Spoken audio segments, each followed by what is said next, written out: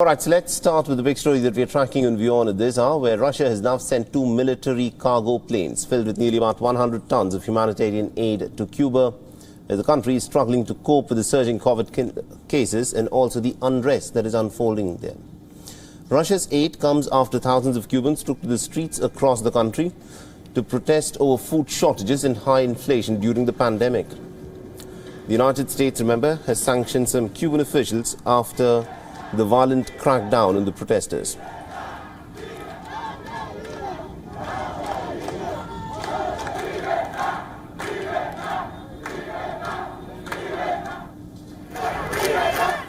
Now, this was the first concrete steps that have been taken by the Biden administration to act against the alleged human rights abuses during the government crackdown. The Cuban government has blamed the protests mostly on what it calls as US-financed counter-revolutionaries. So far, nearly about 60 Cubans have been accused of participating in the unprecedented demonstrations against the government earlier this month. Now, according to the Russian Defense Ministry, it has sent food, personnel, protective equipment, including 1 million medical masks. And this gesture follows the example of the Mexican government, which also sent aid to Cuba earlier this week.